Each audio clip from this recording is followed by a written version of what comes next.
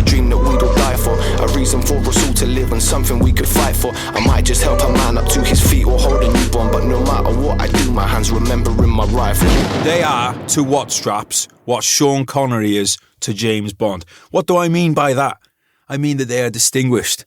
I mean that they charm not just the ladies. Everyone gets charmed by Sean Connery, don't they? Same with the Zulu Alpha strap. If you've got a watch, you want something that's robust. You want something that is stylish to hold it onto your wrist. You don't want something that's going to be snapping and losing your expensive timepiece. And, as we've always said, if you have an awful timepiece, you don't want people looking at it. So you want them looking at the strap instead. So, no matter how much you spent on your watch, or how Gucci it is, or how whatever the opposite of that is, I can't even think at the moment, rats, maybe, for the bootnecks, get yourself a Zulu Alpha strap. You'll be supporting a veteran-owned, veteran-operated company who supports not only podcasts like this, they've also been doing some stuff recently supporting good causes like the Ukraine. I mean, to be honest, I think there was a bit jack of them giving that money to refugees instead of giving it to the podcast, but not my decision. We'll speak about that in person, Daz.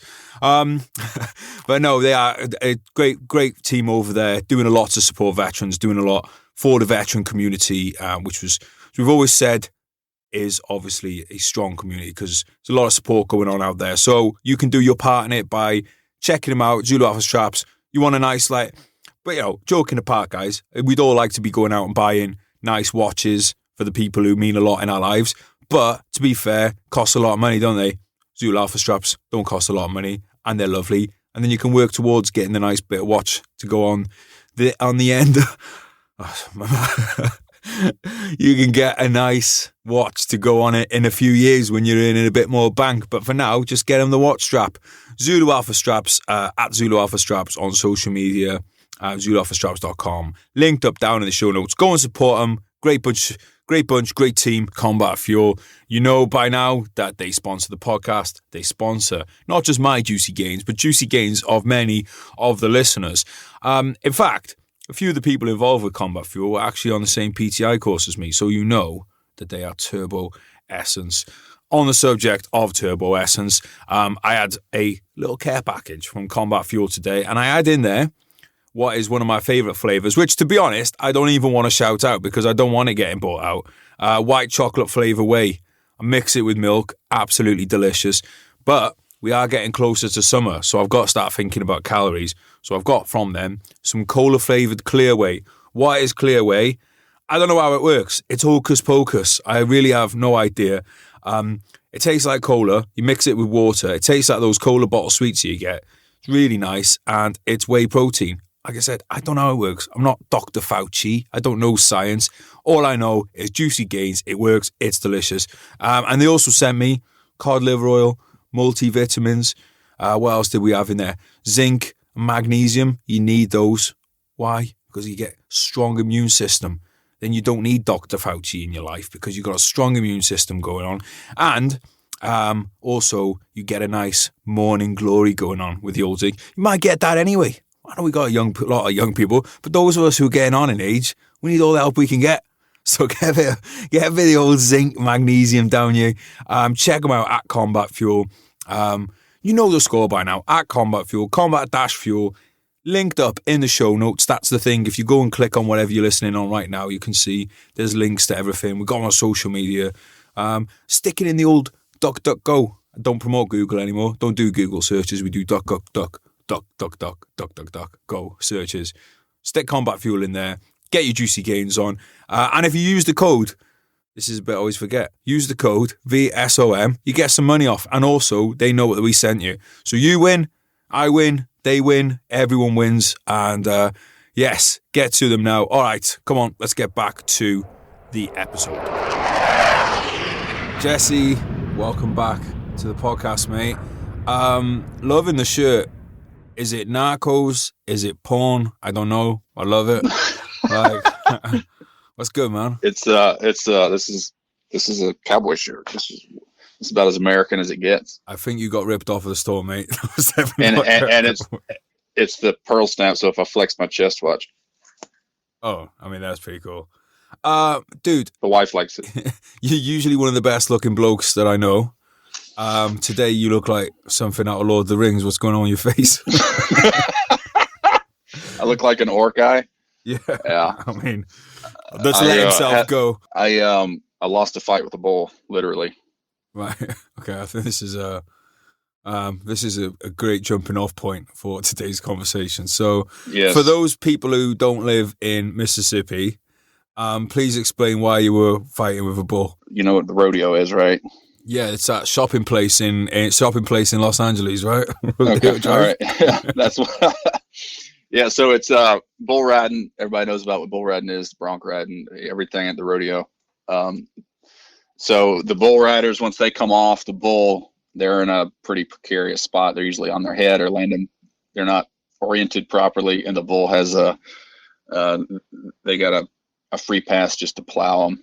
And so you have bullfighters in the ring that are people get them mixed up with a rodeo clown. A rodeo clown is usually a comic relief. They're in the barrel and they like keep people. If there's a lull in the action, they're funny guys with a microphone. Bullfighters are what I do. You are in the cowboy protection mode. So as soon as the cowboy comes off, you're getting in front of the bull. You're making the bull come after you and not after the guy laying on the ground. So that's what bullfighting is in America. It comes from, there's what bullfighting is in Spain. It's not quite that. It's a different spin on it here. So I ran against a bunch of bulls. In 2 days, I ran against a bunch of them and I lost one. I lost once and it just so happened to destroy my face. So I have a lot of questions, mate. Okay. How does one get into bullfighting? Like where did this come from? Is this because your brother does it, right? My brothers, they're rodeo. They ride bulls. So I've always had family that rodeoed. I've always wanted to, never really got into it. I grew up training horses and breaking horses, and I was a giant growing up. So my parents didn't want me to be riding bulls because they thought I would get broken. And then I got in the Marines for a while, and I had a family, and got out of the Marines, and life got super boring. And and I say that it sounds like I'm dissing on my family. I'm not. It's just, what I'm talking about, how life can, if you don't have something in your life to keep you. Yeah, I didn't even think you were dissing on your family, bro. It sounds like I'm not calling them. My family's not boring. It's just life has got you. Every alpha male, and I'm not every male. I'm not considering myself alpha. I'm just saying guys like us need some kind of danger in their life to feel alive. And I'm still trying to figure out what that looks like. But right now, my brothers are bull riders, and I thought, well, I might as well get in. And I'm almost 32 years old, so I was like, I'm just gonna go start doing it. I enjoy it. It's fun. I'm a big dude, so I have to have quick feet, and I can't beat a bull head on. I tried face to face; it didn't work. But that's not that is a quitter's attitude. You get back in there right now. No. Oh, I did. No, I'm just saying, like, you've seen me. I'm a pretty big dude. Bulls are bigger. I have to be quicker. I can't go through them. I tried. It doesn't work. We can get you some injections, mate. I think you're giving up on this head-to-head thing too easily. So the first one, I was juking him, and he juked. I zigged, and he zagged, and he swept my legs. And then the next thing he did, his big old head, he headbutted me in the chin, which blew out my chin, made me bite through my lip, and dislocated my jaw on the first hit. And then he plowed me for about several times. He ripped my jeans completely off. He stomped my Wranglers off. And then the last one, he bucked and he jumped down and he landed on my cheekbone with his hind legs. And that's what knocked me out and broke my face and my nose and made me look like an orc. A very good looking orc. I mean, as far as orcs go. You see that hole in my face? Yeah. That wasn't there. That's a new dimple. It's a pretty craterous dimple. Mate, Can you explain, because when you say ploughing, that's, sounds a bit dirty, bit naughty. What do you mean by ploughing? If you get plowed, like what happened to me is like the pit of like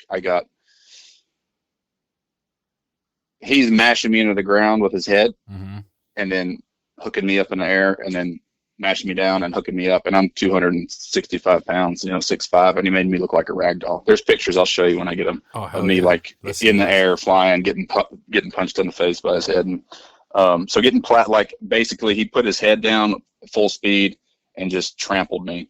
But instead of running all over me with his feet, like he was hitting me with his head, and then he'd stomp me, then he'd hit me with his head again.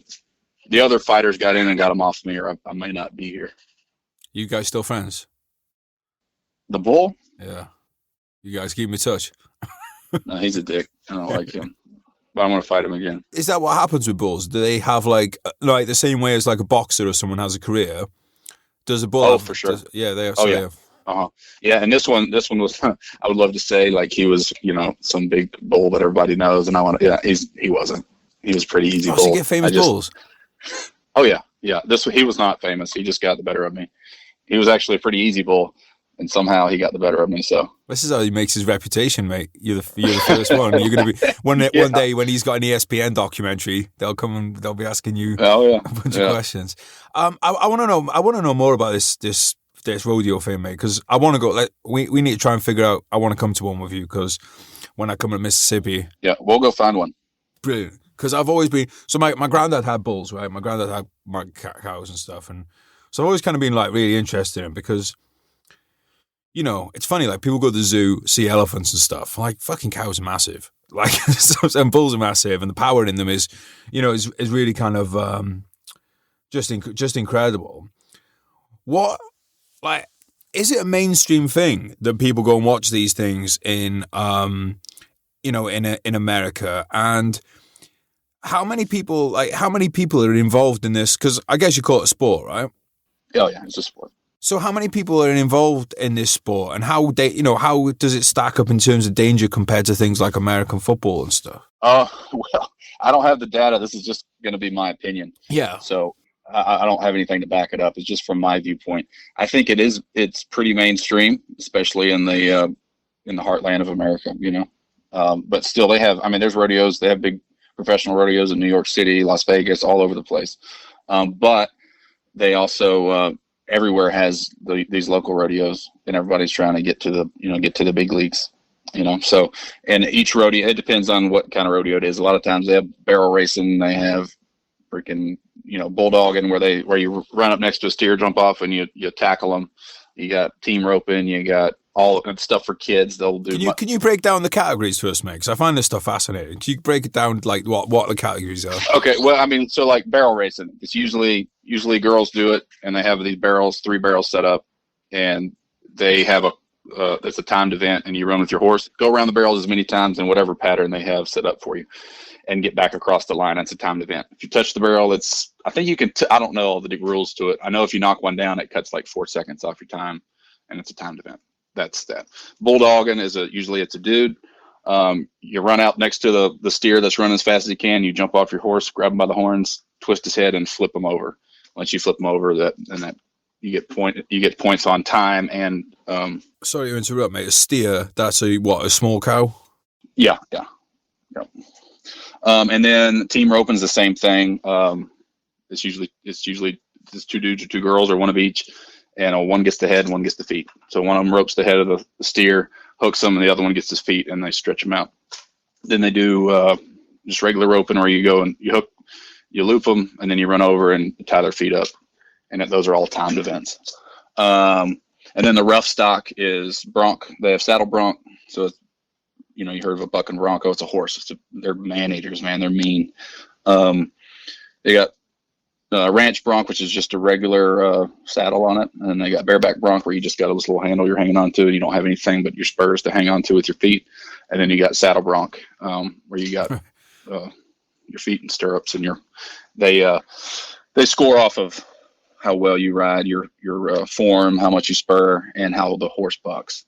And then bull riding, the way it is 50 points. Out of 50 points go to the bull and how well they buck, and 50 points go to the cowboy and how he rides. And so you can get 100 points, but nobody ever does.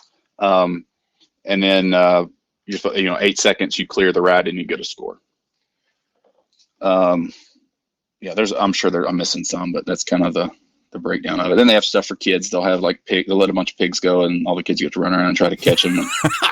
It's very. We do that. We do that over here too, mate. But it's called going clubbing. Go on. But yeah, it's I think it's making I don't want to say a comeback, but I think it's becoming more and more popular.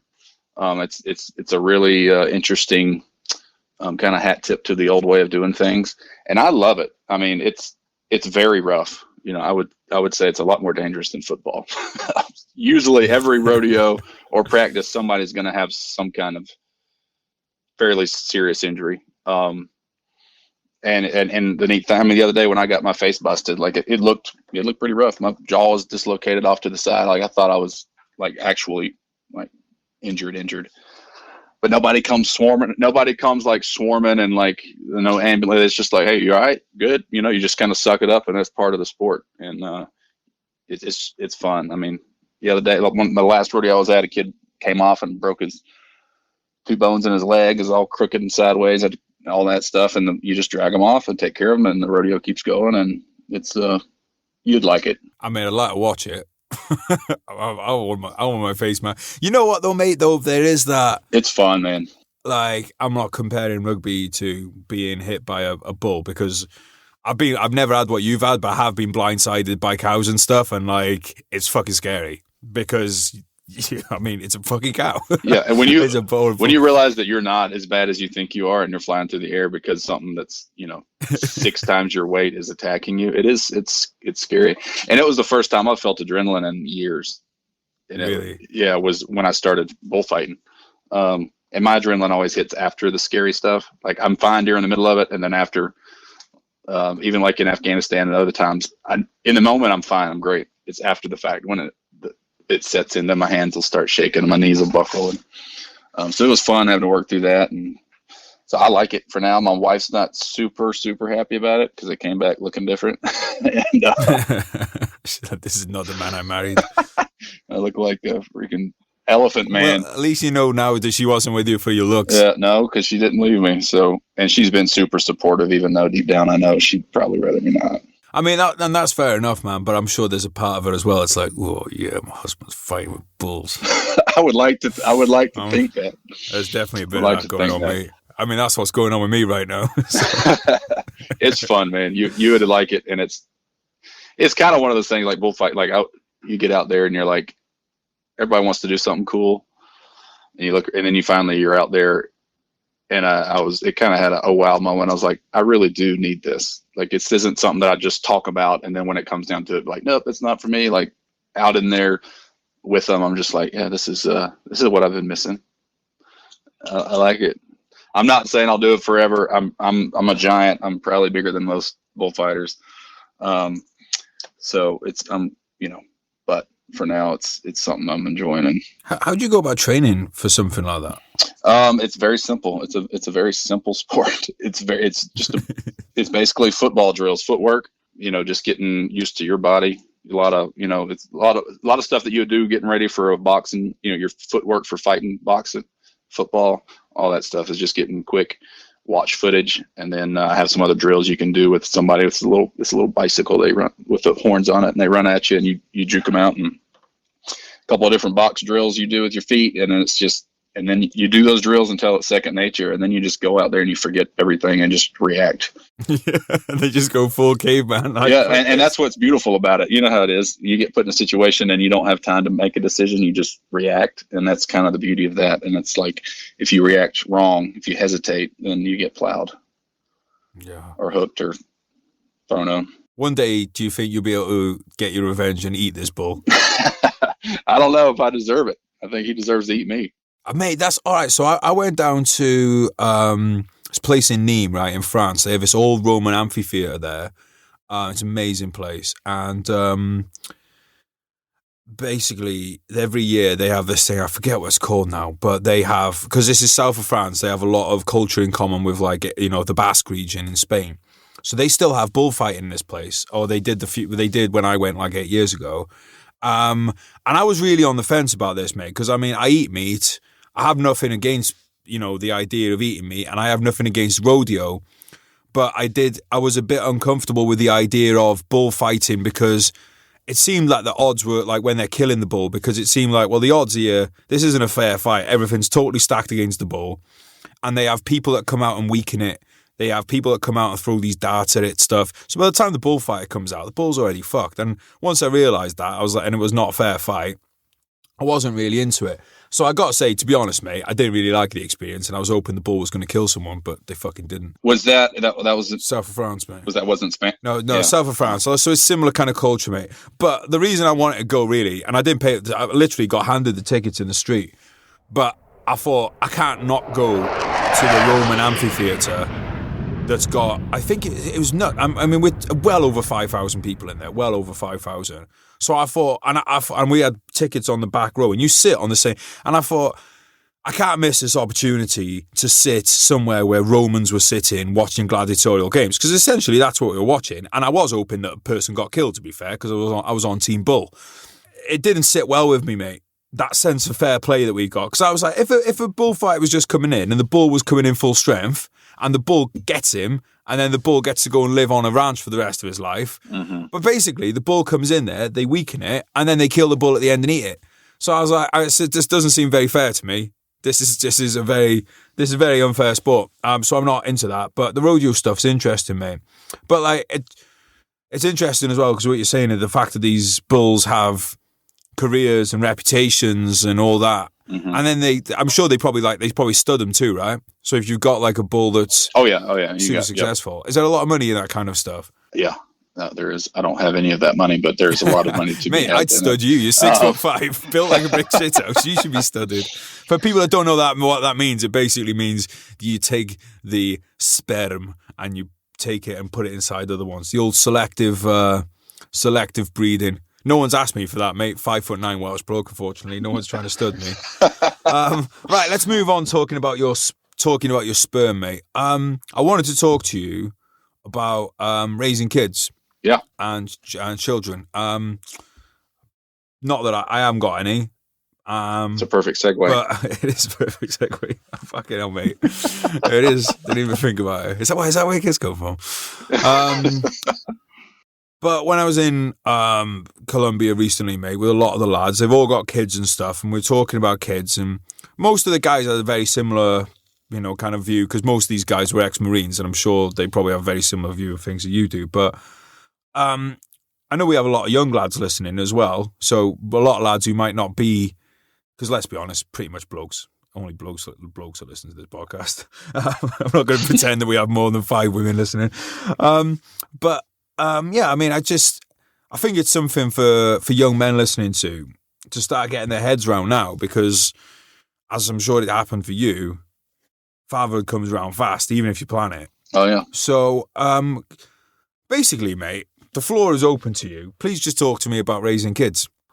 First of all, I'll make it abundantly clear, I'm a very, very biblically minded guy. And so the Proverbs in the scripture gives a lot of wisdom and insight into how to raise kids. And a lot of it's just good old fashioned, like, this is how you raise kids. So you'll hear me reference that a lot, because that's my blueprint. We had, my wife and I both waited until we were married. And we made twins on our honeymoon. They were not planned. That just happened. So I guess you'd say I'm very potent. So we, we made twins, and life came at us fast, and I was in the Marine Corps at the time, and I was I was a corporal at the time. I was a very aggressive style of leadership. I was very hands-on with with Marines. I was very, I was an intense dude, and I took things out. I took every small discipline very to heart. And if somebody wasn't, I put my hands on people, is what I'm saying. I don't know how I didn't get busted for anything. And so when we got pregnant, I was like, I don't make girls. This is a dude. I got a man child. Like, I don't make girls. Well, God had a sense of humor, because he gave me 2 girls on my first shot. And honestly, I really, really, really am thankful that they were girls, and that there was 2 of them. And a lot of, speaking to dudes, your wife goes through a lot when she has a kid. A lot. And a lot of dudes, it's easy, especially with one kid, to kind of blend in and act like you're helping, but not really help. Be a selfish prick, basically. And with 2 of them, it was hard to do that, because it was a C-section. She couldn't get out of bed. Had 2 kids, nursing, all this stuff. you're trying to juggle it. And it was a good opportunity to truly show what actual love is. Love is not an emotion. It's not something written on a card or whatever. It's an action, and it's usually not very fun for the one giving it. There's all different kinds of love, but Christ loved us, and he died the most agonizing death ever, being whipped to shreds and crucified. That's how he loved us. So a lot of times the love that we give to our wives isn't always fun, but that's the stuff that matters. So, every hour getting up and feeding kids and changing diapers and screaming around. I don't really remember the first probably 8 weeks of having them. But having girls, it kind of softened my edges a little bit. If I'd had a boy first off, I think I would have been that aggressive Corporal Phillips that was always very just like, this is the only way is my way. But with the little girls, they hit me in a different spot. They kind of softened me up a little bit. And I'm thankful I learned with girls instead of a little boy. Because I think once my first son came along, I think it was, I'd grown up a lot. I'd seen a lot what worked and what didn't. And I was able, I feel like, be show a little bit more balance in how I discipline and train him in the way he should go. And then so I got 2 of each, 2 girls and 2 boys. Yeah, I don't know what you ask any question you want. I don't know how deep you want me to go into like how I discipline, how I train and all that stuff, but I'm very, very, discipline starts at a very young age. And I always start with something that is practical to their safety and not something I just pull out of out of nowhere. So I'm going to, as for the first, like we consider something a no, like this is to the kid, don't do this. You need to understand for your safety. If I say no, or whatever your call sign is for that, they didn't understand not to do it. So my first one was like a cord and, a lamp cord stuck in the wall. I'm going to teach them for their safety as they're crawling around. You don't touch that. It'll shock you. And you have to, I spank them. They touch it, tell them no, spank them. Very young age, they'll find out when you say that means no, and it's for your own good and your own safety. And then it goes from there as they grow and they turn in, you can understand what, the other one is come to, I call their name, they look at me and I say, come here. If they don't run to me, they get disciplined. Go for Phillips. just like my Marines. Yeah. And I don't scream at them like I used to with my Marines. I don't yell at them. I'm not aggressive. I say, come here. Just like my football players. If I tell them to come here and they walk to me, they're going to run extra. Same with my kids. And it's discipline that will end up helping them in the long run. Is, when I got to Marine Corps boot camp, it was a piece of cake for me. I just did what I was told and ran and did it. And I hardly ever got, I would end up being guide and I got chewed out for everybody else's mistakes, but I rarely made them because I just did what I was told super fast and easy because that was the way that I was raised. Some of these kids that didn't have any discipline growing up, it was earth shattering to have a grown man say to do something and you not know how to respond respectfully.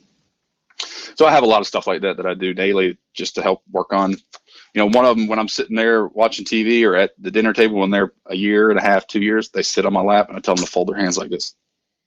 They're not allowed to unfold them until I tell them.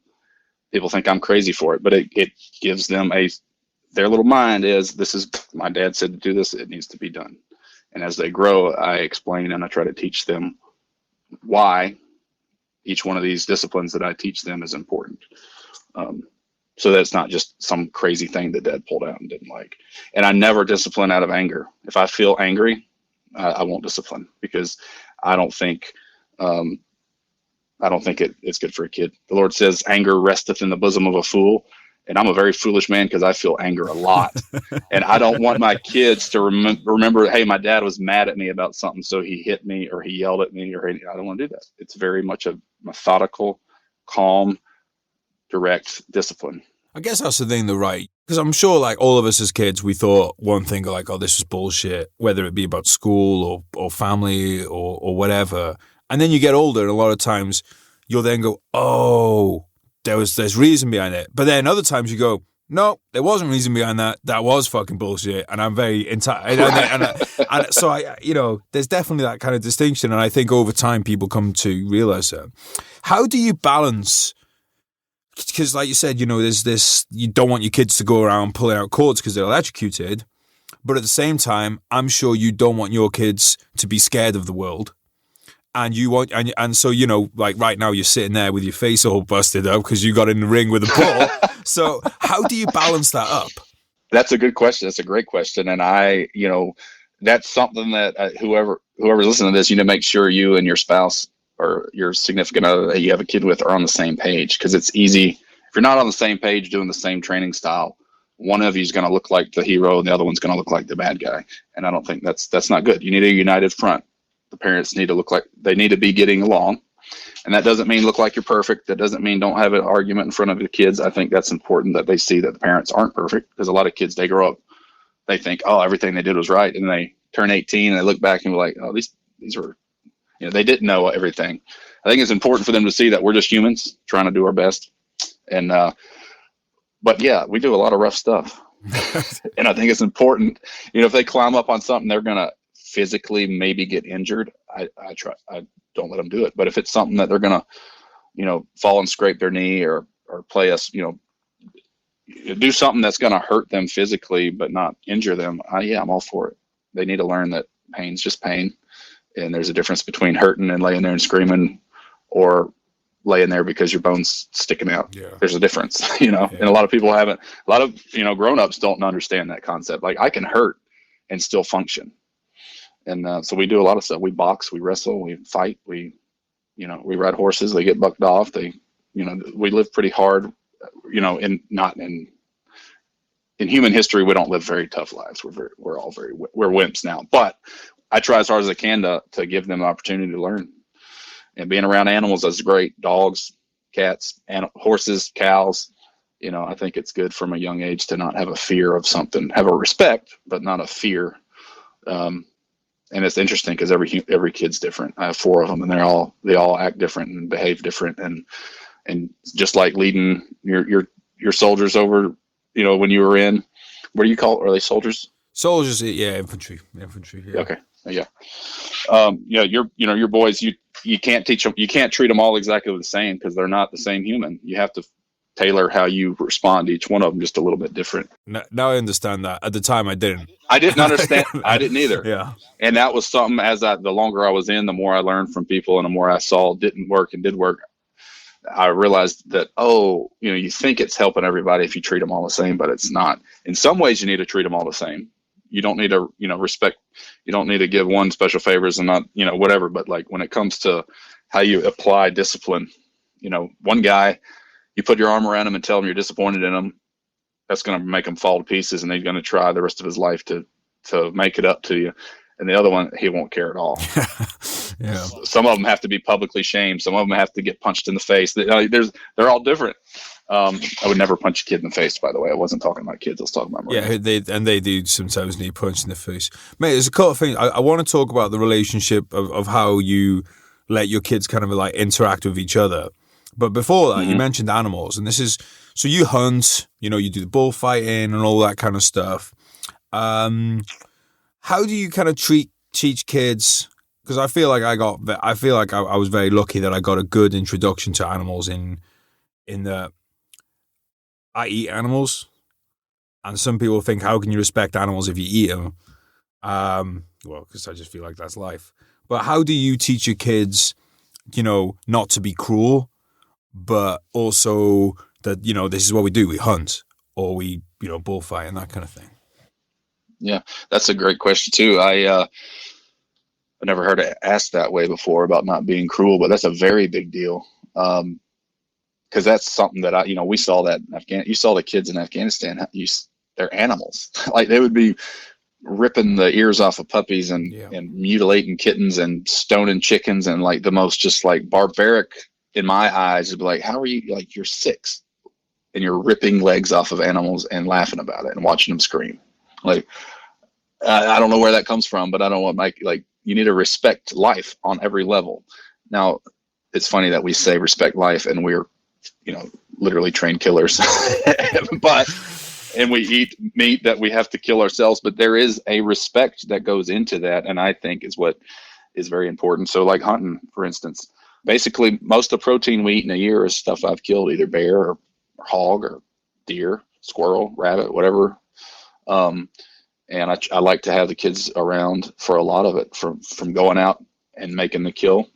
teaching them their respect and how to be quiet, and then teaching them that something has to die. And I think, I tie everything back just to my belief system. And, I believe that our sin is not paid for. There's no way that our sin can be paid for unless someone perfect had to die. And I believe that Christ came in the form of a man and died for our. So if you believe that or not, every human wants that. They need a savior. They need a hero. They need something to grab onto. And in that, you have to realize that a lot of times to have life, something has to die. To have freedom, you have to sacrifice. And you might not like this quote because I think it was written about our little scuffle that we had back in the 1700s. But what one was it? The tree of liberty must be watered from time to time by the blood of patriots and tyrants. Like, it's the same kind of deal. And the same thing goes with food and nourishment. Something has to die for us to continue to live. It's just the way the world works. And so do you want to not respect what you're, and trample all over it and laugh at the kill and make a big, act like it's not a big deal? I don't think so. It's kind of a sacred deal to go kill something, harvest their meat. There's people in the US that they try to change it and make it softer to say we harvest animals, we don't kill animals. Well, I think it's not giving enough respect to the animal. It's a dirty thing you have to do. You have to kill, and it's not fun on it. There's always the level of sadness that happens. Something has to die for us to live. And so to teach that to my kids at a young age, they go out with me, they see me make the kill, get the shot, drag it out, track the blood, gut it, clean it, and have it for supper.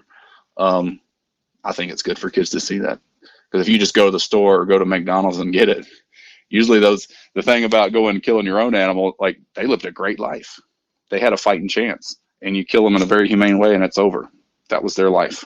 And then they served my family. The ones that are like bred and stuff, they live like 6 months and they grow up to be huge. And then they never have stepped foot out of their little stall that they were born in.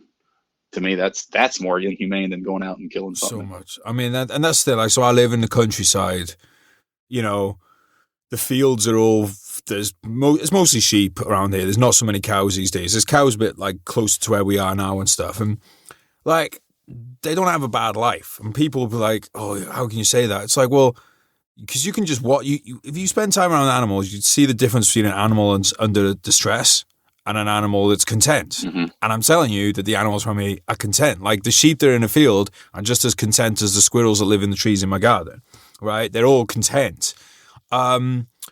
And like, that's where the cruelty bit comes into me, because it's like, when that animal does get to the point where it's going to be killed, then that to me needs to be as painless as possible. And look, really, unless you get fucking vaporized in an explosion, there's no such thing as, people always say like, oh, I want to die in my bed at home. It's like, well, it's probably going to be a massive heart attack in the middle of the night, and that's going to be really painful. Like, it's going to be scary. The idea of just like slipping away, unless you fucking overdose. Unless you overdose on some kind of opioid or you get vaporized in an explosion, you're probably going to know what's happening. It's the same for an animal, unfortunately. But man, I like, I watch, I like watch my cats and stuff, and my cats, they fucking kill a lot of stuff. Mm-hmm. And sometimes there'll be like a mouse or something, and I've got to finish it off because I just don't want it to be dragged out and cruel. Suffering. And there's a real, like, like a heavy thing that comes in with and turning the lights off on a living creature, and on any living creature. Exactly, mate. And but that goes for, and this is where I'm going to get a bit tree hugger now. I feel the same way if I have to cut a tree down. Like, that tree was alive too. Mm-hmm. And that's where the vegan thing for me, it's like, all right, yeah, I get it. Like, you're saying that, well, this wheat field doesn't have the same kind of consciousness as a cow. Don't we know? We could be totally wrong on that. Like, we don't know that a fucking we don't know that a forest. Like, think about, like, dude, I've got oak trees. I'm sure you're the same in Mississippi. I've got oak trees down the road from my house over 300 years old. Oh yeah, that might have had some kind of consciousness that we can't even fathom. But like, and that to me, I don't want people fucking that tree up. Because that to me would be a cruelty in the same way that somebody just fucking, like, just say poking at a cow with a blade is going to do, Mm-hmm. So I think it just comes as it's this, and I'm thinking as kind of fingers are talking to me, but it's just a respect for all living things. But I don't think that respect makes it. I don't think that respect means that you can't consume something. I mean, I think if anything, the more you respect something, the more you're not going to sit down and just eat absent-mindedly as you're watching the television, whatever. You're going to be aware of what you're doing and aware that that's giving you the fuel to be stronger and to live and to have kids and all that kind of stuff. Sorry, man, I'm babbling a bit here, but I think you get. No, I love it. I love it because that's exactly what I feel like. I mean, take hunting, for instance. It's a proven fact all over the world that wherever hunters are, the animals, the hunters and their resources take better care of the land and the resources and the animals than the people that if you just go and say no more hunting anywhere, then you'll say Africa, then the value of these little tribes that they make a living off of people coming in and hunting their lions or whatever they have. Well, if all of a sudden it's banned, those lions can't bring them any more money, then they don't take care of the lions. They just kill them off because they're dangerous. And then that actually does more harm to a thriving ecosystem because people actually come in and put a value on what that animal does. And everybody, they put quote unquote trophy hunting, and a lot of people get all wrapped around that. But I think that if you value an animal, I'm the same way about trees like you are pretty much. I mean, a little bit different. I don't necessarily think they have a consciousness, but it was put there for a reason, and I used to do land management. So we would grow trees and then we would burn the underbrush, and we would do this to keep the trees growing bigger. We'd burn the wheat fields to do this so the next crop would come back better. And there was always a reason why if you just took a snapshot and saw me burning this land, you'd think, oh, he's destroying it. Yeah. But if you knew how it worked, it actually helps everything come back better when it's burned. Like I just burned my fields a couple weeks ago. That's how I cut the mess out of this side of my face. But you burn it, it looks like you're destroying stuff, and if you wanted to look at it that way, but it's actually helping it. It grows back so much better and more full and more like a lot like humans. If we get beat down, a lot of times we come back even better. Just like we work out, we tear our muscles down, they come back better. So there's a lot of that in trees, harvesting trees, fruit, everything. And I think that, I believe that it was all created by an intelligent being who gave us dominion over that. I don't know why he chose us to be special, but he said, hey, go eat the meat and go eat the fruit. And he said, herbs are for humans it's for our health. So I think we have free reign over it. But if we don't respect that gift that was given the human race to help keep us alive, and we just go kill them for the sake of killing them and don't do anything with it. And, all these big, people, a lot of tree huggers that you talked about, that you might be one, and I sound like one. A lot of times I am. But a lot of those types, they live in the big city and these skyscrapers, and they don't, and then the people out on the farm living a life like I do, they think that we're doing something cruel and inhumane. And it's like, well, if we're making these huge cities and we're dwelling in them, and we're all this pollution going in, and everything goes into no animals can really survive there in the wild. Like, it's just not a good, we need to look around and see exactly what we're doing. And it's easy to get sucked into this emotional feeling of like, well, if anything dies, then it's somebody did it for the wrong reason. And it's, I don't necessarily believe that. You cut your grass. I know that you mow grass. I watch it. We send each other a lot of pictures. Yeah, we send each other a lot of pictures of our grass, man. And it's like, if you just decided, oh, I don't want to hurt those grass's feelings, I'm not gonna give it a haircut, it would never look good. It would just be all overgrown and all this stuff. But you train it, you water it, you do whatever you do to make your grass look so good, because it always looks better than mine. Which that's another topic. But you know what I'm saying? If you don't value it, then you're not going to take care of it.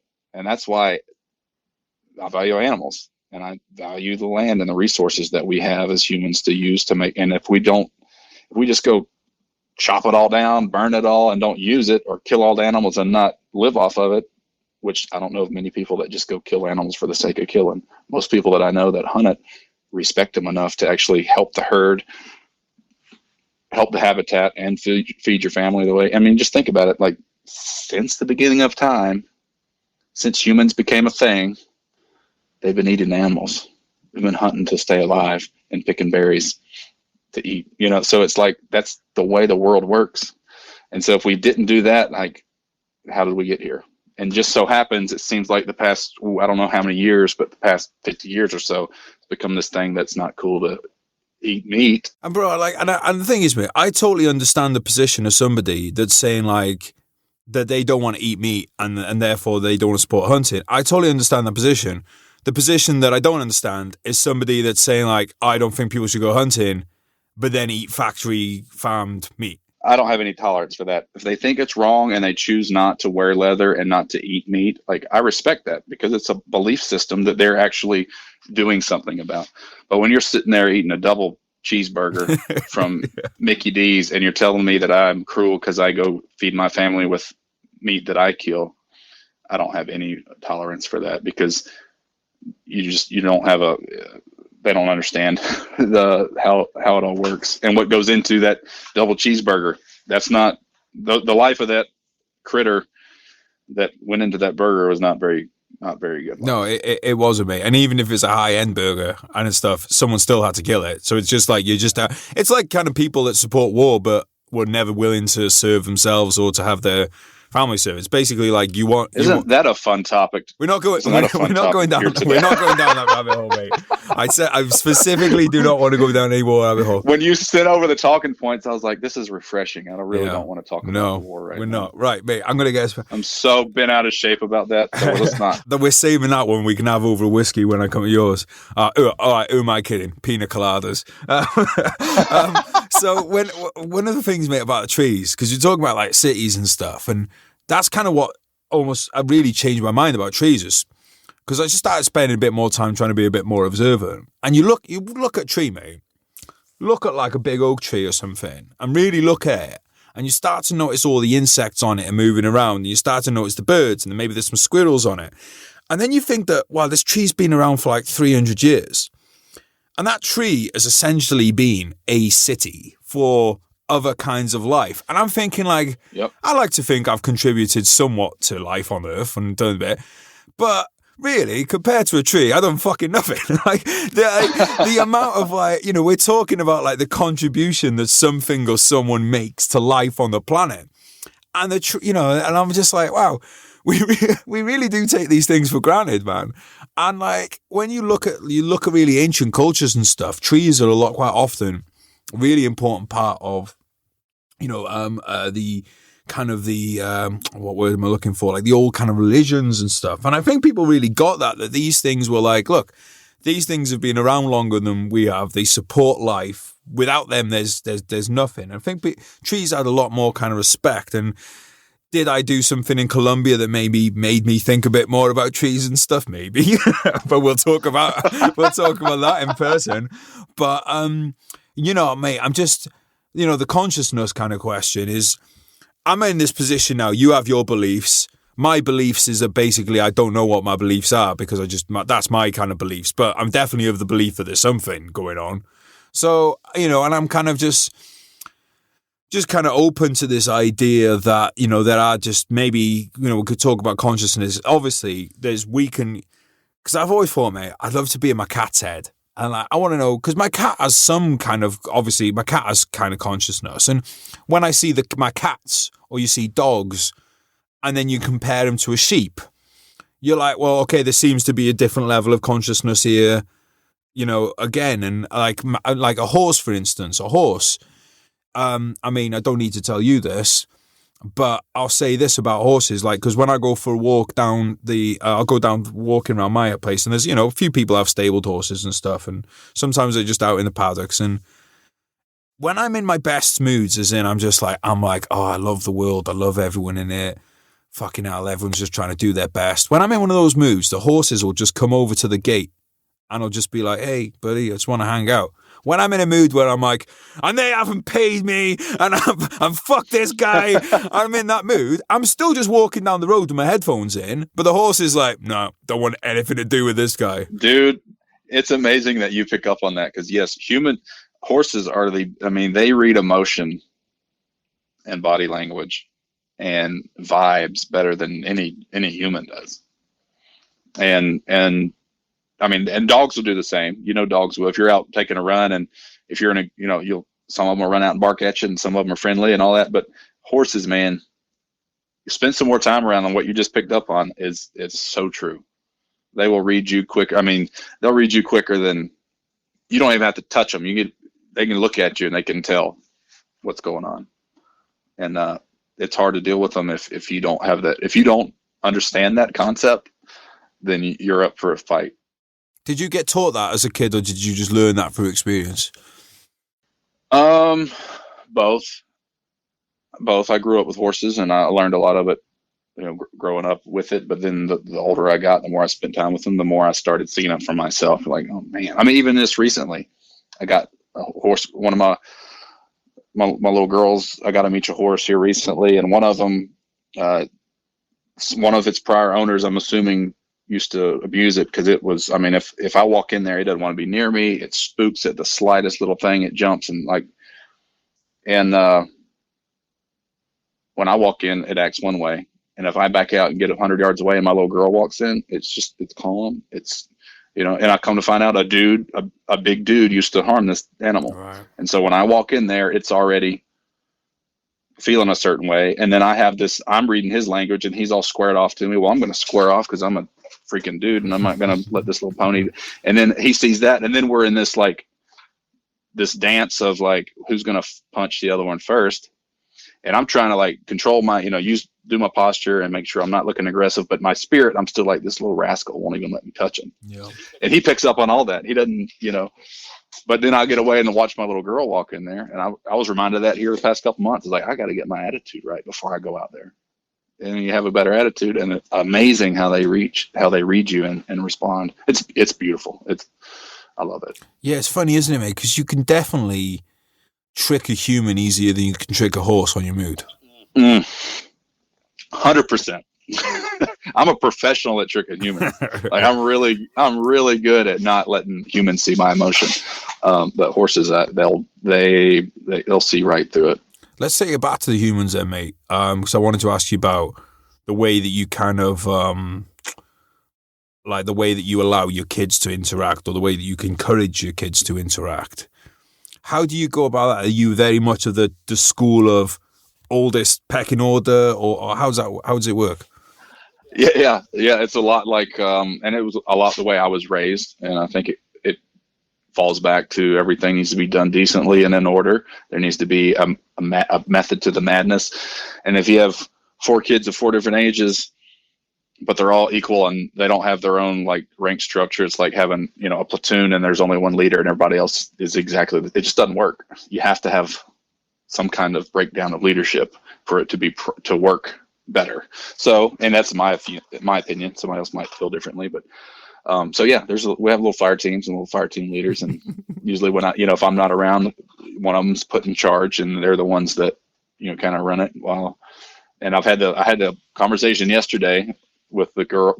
They're twins, so they're the same age, but one of them came out 2 minutes early, and she wears I'm the oldest, and but we in the Marine Corps we'd talk about police your own, at the younger level, take care of your own stuff so I don't have to get involved, right?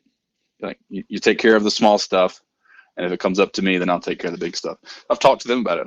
If you're gonna fight over the Xbox controller, I'll just take it away from you and I don't play for a couple of days. How about that? Or you figure out how to get along without me having to get involved. Let's figure that, and stuff like that. So yeah, there's a little bit of a pecking order. Be a decentralized command with the kids. Yeah, the buck stops with me though, and Mama's right there with me. But when it comes to like I said, I think this is something that we all think about if we've got kids or not. How do you?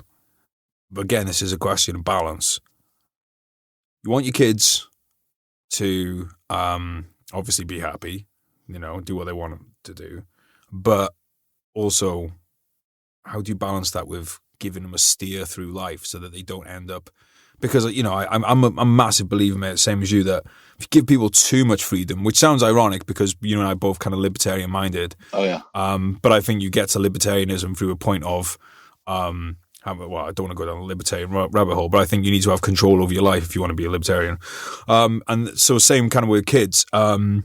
You know, how do you have this thing of, right, I want them to be happy, I want them to be able to choose what they want to do, but I also want to make sure that they're not fucking totally just listless and spinning around? I always tie it back to the scripture. It talks about there's several things that I want to train my kids to do because it's the right thing to do. Be kind one to another. That's a rule that as they get older, it's a good thing to learn how to be kind. You know, obey your father and mother. That's a direct thing from the Bible. If you don't obey me, then you won't, you know, and I try to break down each one of them to, you know, murder's wrong, right? You know, we all agree murder's wrong. Well, why? Well, I have, just so happens, I believe that all the truth comes from God's word, the Bible. So I have something, everything that I teach my kids, I have something written that I can say, this is why we do this. And so if you don't have that, I don't know how people that don't have some kind of guidebook, I don't know how they come up with what's right and wrong, honestly. I don't know, but I feel like that, you know, there is good and evil in this world, and I need to teach them what's good and right as a child, and explain to them as they're growing, how that's going to affect them later in life. You know, there's another scripture that I quote it to my Marines all the time. He that is faithful in that which is least will be faithful also in much. It's like, if you're good at the little stuff, if you do the little stuff right, then when it comes to the big stuff, you'll have the discipline enough to do it right. But if you're not going to shave when I say to shave, talking about Marines, or polish your boots or roll your sleeves right, or, you know, whatever, to have the proper loadout of magazines. If you don't do the little things that I tell you, well, what makes me think that once combat happens that you're going to do the right thing then? And so I take that same attitude towards kids and be like, look, if I tell you to come here and you say, nah, and go this way, well, it might be for your own good. We might've been walking into Walmart and I saw a car coming. I say, stop, come here. And you don't listen and you get creamed because you didn't have this, you know, that happens with kids. You get, I mean, things happen. And so I try to explain it in a reason of, so there's always a method to why I have the discipline that I'm instilling, and not just, well, that's just what I like, so that's what you're going to do. I don't think that's good enough for anybody, because you know how it is in the military. A good leader doesn't mind being questioned because he has a reason for it. The ones that are running around trying to act like leaders and are faking it don't like being questioned because they don't really know where it's coming from. They just, this is the way I'm doing it. Gotcha. Yeah, does that make sense? And we see it with politicians and people all the time over the last few years. 100%. Yeah. You mentioned the kids all had different personalities. Where does that, do they come out of the womb like that? It's different. For me, the twins, they look just alike, you know, but pretty early on, I think they do come out of the womb with different personalities, but I'm sure that there's some way of human development as an early age of how they were cared for, how they are nurtured, that makes them why and take different paths to who they are. I think that there's a lot that goes into the human brain as it develops. A lot more comes from the parents, I think, than people realize. I've read studies on, you know, they had a horrible study. It just broke my heart reading it, but it was basically 10 kids or 20 kids were born, and they took the 20 kids, 10 of them they put in a nursery, and every 2 hours they were picked up, held, loved on, fed, nurtured, talked to, caressed, put back to sleep, the way most babies should be treated, right? And the other 10, they came in and they wore masks. They didn't have any face, and they wouldn't show any emotion, and they would feed the babies and they would put them back down. Well, within a couple of weeks, all 10 of the ones that didn't have any nurture died. What? Which is horrible, and they stopped the whole thing. What fucking study was this, man?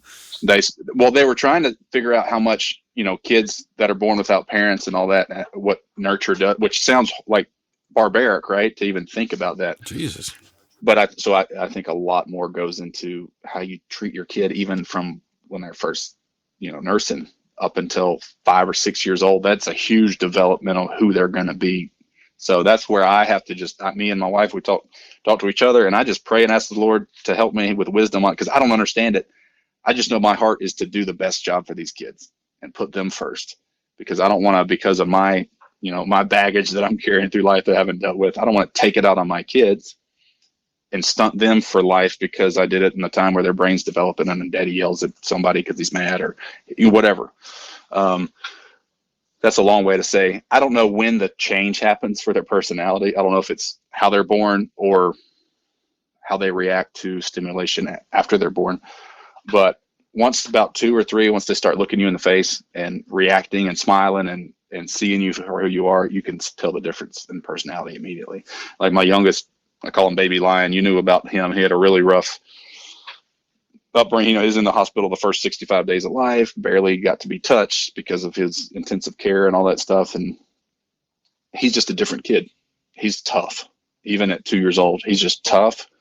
He's happy, seems happier than the other kids, and he's not scared of anything. So much so that I worry about him because, like, the other kids had, like, they get around the horse, they're a little scared. It's a big animal. They kind of, not him, he'll just walk right up to him and slap him on the nose and just, he has zero fear, which is, I love, but at some point he's going to get hurt because he has no fear. He'll just, dive off the couch head first and land and get up rolling. And like, he's just a different animal. And I think a big part of that was, his development stage, very young, was not a fun one. Like, he had to go through a lot, even as an infant. So they're completely different. And emotionally, a lot of them are like me. I don't know where that comes from, unless, like my wife, I'm more the emotional type. I'm more the, I want to feel things. I want other people to feel things. I'm more of a touch person and love person. And my wife's more of the few words, not a lot of emotion, just keep everything locked in. And the kids have turned out to be, all 4 of them so far have been like me. So I don't know if that's a good thing or a bad thing. Going forward, because your kids are still kind of pretty youngish, right? Yeah. The girls will be 10. Right. Are you kind of apprehensive about the teenage years? I am definitely, I don't know if that's the word I would use, but I'm definitely have put a lot of thought into it. Because as soon as you think you have something figured out, a curveball gets thrown. So you're getting ahead of it. You're starting to think about it now. Yeah, well, I'm just trying to think about it and work through it, and I have no idea. Right now, my kids think I hung the moon and think Mom hung the stars, and we're, but one day their little attitudes are going to change, and I don't know how that's going to look. But I do believe firmly that if you instill that discipline at a young age, that the teen years will be a lot more tolerable and less volatile than if you just let the kids get away with whatever they want as kids. Yeah, kind of makes sense. Bro, thanks so much for today, mate. I've enjoyed this chat about kids. I want to chat some more about it with you on a more personal level. Like I said, when I come out to see you, which will be not very long now, mate, a couple of months. Good. Well, please come. We'll go to the rodeo and we'll eat meat and hang out. Just eat meat. I want to go. I really want to go to a rodeo, mate. And mate, do they let amateurs just jump in? Are you allowed to just, if like when you go to church, right? And if the spirit takes you, you can get up and you start clapping. If the spirit takes you in a rodeo, are you allowed to just jump in? Just jump in the ring. Well, we can sign you up and throw you on a bull and see what happens. You know what, mate? Though it's funny because it's like it should be something where I'm like, that sounds really stupid. I don't want to do it, but like, there's a part of me that's really like, oh, really kind of like. Part of you just needs to do it.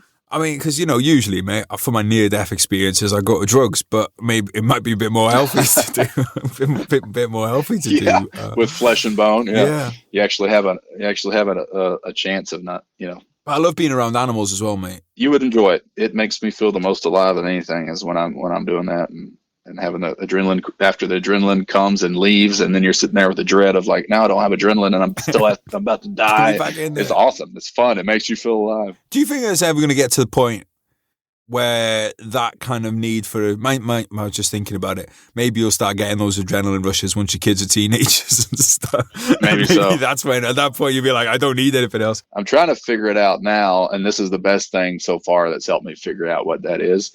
My wife would rather me figure out something that doesn't make, the chance of getting gored through the chest and die or get my head knocked off but for now, that's what it is. So if you think of anything, working out's fun. I like it. And it takes some aggression out, but there's just not, it's not the same. It almost does. Sometimes I think it almost does the opposite. It gets you more tense and more just like, I got to let this out. And I don't know. There's something about almost dying. It's not my wife said yesterday, what'd she say? She said something about the thrill.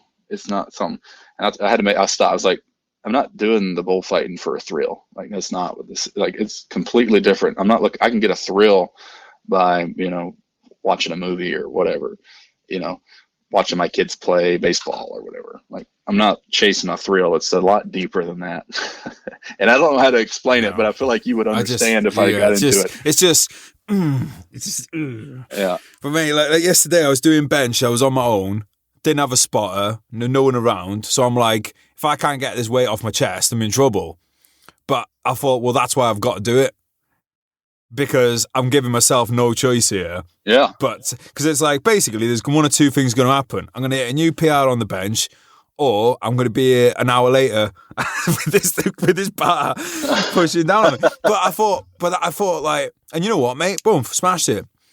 And I thought, well, if I had the spotter, I might not have been able to, because it was that fight or flight of, well, you better fucking get this off you or you're in fucking trouble. And that bit of adrenaline probably gets you through, mate. And and unfortunately, there's very few people I know who have been in the infantry, especially, who don't either start driving ridiculously. I mean, mate, how many people just continue working in places like Iraq and stuff because they can't, because they won't, because that's that missing piece. It's that piece of the puzzle. They need it. That they need to be whole.